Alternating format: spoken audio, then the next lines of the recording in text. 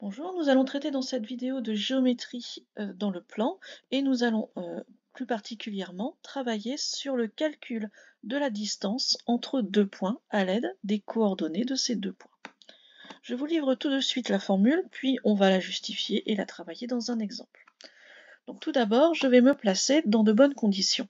Un repère orthonormal, ça c'est très important. Un repère orthonormal, il doit avoir donc ses axes perpendiculaires, mais aussi avoir la même graduation en abscisse et en ordonnée. Ça, c'est très important parce que sinon, on va avoir une distorsion entre ce qui se passe en abscisse et ce qui se passe en ordonnée. Donc, il faut graduer de la même façon. Dans ce repère orthonormal OIJ, je vais prendre mes deux points A et B avec leurs coordonnées que je note XA, YA et XB, YB. La distance entre les points A et B va être donnée par cette formule, la grande racine carrée de xb moins xa au carré plus yb moins ya au carré. On va faire attention ici à la forme de cette formule. Moi, ce que je vous conseille, c'est de retenir la forme et ensuite d'aller la remplir avec les coordonnées. Donc au niveau de la forme, on repère cette grande racine carrée qu'il faut bien poursuivre jusqu'au bout pour tout mettre sous la racine, un plus central, et de chaque côté, des parenthèses avec des carrés et un moins dans chacune de ces parenthèses.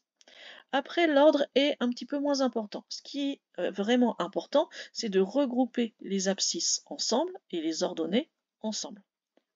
Mais si vous écrivez XA moins XB, il n'y a pas de souci, ça va vous donner le même résultat. C'est normal puisque la distance AB est égale à la distance BA. Et au niveau du calcul, comment ça se fait?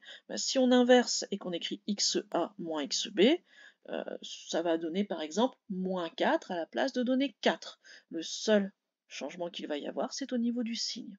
Or, que ce soit 4 ou que ce soit moins 4, comme on va le mettre au carré, ça va donner 16. Le moins va partir.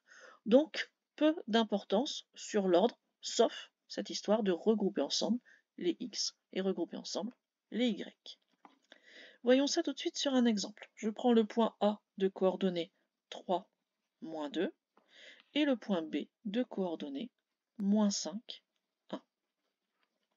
J'applique ma formule. Comme d'habitude, je vais procéder en 3 temps.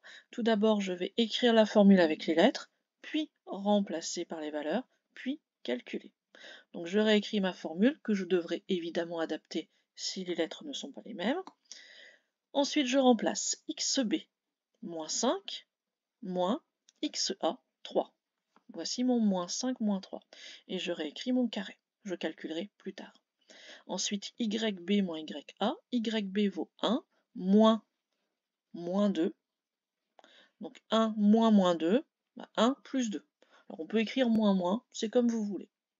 En tout cas, on n'oublie pas le carré après. Puis on va calculer. Tout d'abord ce qui se passe dans les parenthèses. Moins 5 moins 3, ça fait moins 8. Et 1 plus 2, ça fait 3. Je vais maintenant calculer mes carrés. Moins 8, le tout au carré donne plus 64. 3 au carré donne 9. Il nous restera la racine carrée de 73. Quand ce sera possible, on essaiera de simplifier cette racine carrée. Par contre, on va vraiment éviter tout ce qui est arrondi. Ici, la racine carrée de 73, elle est difficilement travaillable, donc on va la laisser telle qu'elle est. Je ne peux pas faire beaucoup mieux. Maintenant, on va justifier la formule. Alors, si vous voulez juste un exemple de calcul, vous pouvez vous arrêter ici, mais c'est quand même intéressant de savoir d'où vient cette formule quand même un petit peu compliquée. Si vous regardez mon exemple, ici j'ai créé un point C dont je ne me suis pas encore servi. Pourquoi? Parce que pour aller de A vers B, en fait on est en train de passer à travers tout. Donc ce que nous on est capable de faire, c'est de calculer des distances, par exemple entre le point A et le point C, ça ce sera facile, parce que ce sera un décalage uniquement en abscisse.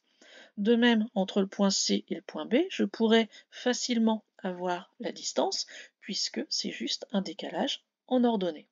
Et à ce moment-là, j'ai créé un triangle rectangle, triangle ABC rectangle en C. Si je suis capable d'avoir la longueur AC et la longueur BC, je suis capable d'avoir la longueur BA ou AB par le théorème de Pythagore.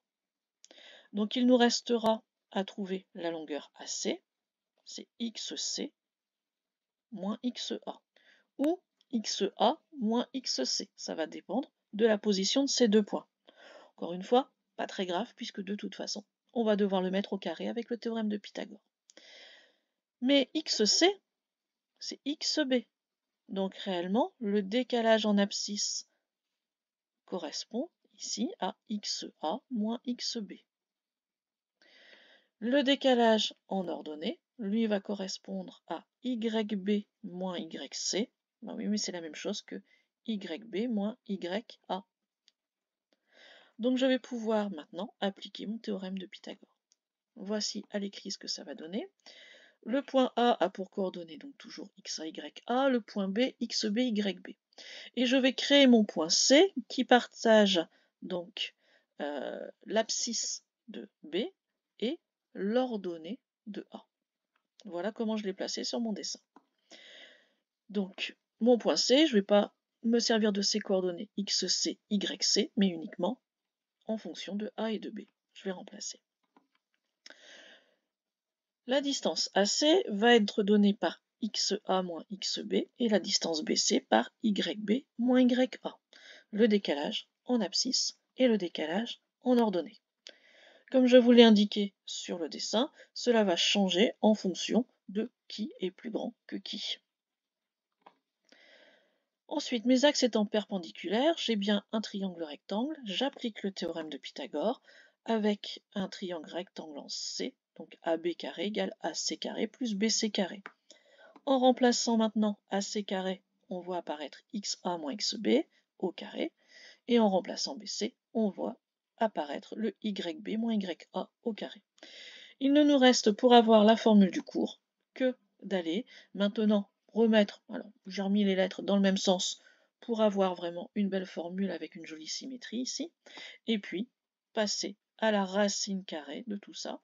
Donc on retrouve à ce moment-là la formule de notre cours. Voilà, je vous la remets, je vous remets l'exemple. N'hésitez pas à mettre en pause et puis à bien vérifier cet exemple. Et ensuite, c'est de l'entraînement, ça va devenir répétitif. Les seuls problèmes que l'on observe, ce sont des problèmes de signes, soit au niveau des soustractions, soit d'oublier de mettre des parenthèses autour d'un nombre négatif quand on le met au carré. À part ça, le calcul, normalement, va devenir une habitude, un automatisme. Au revoir.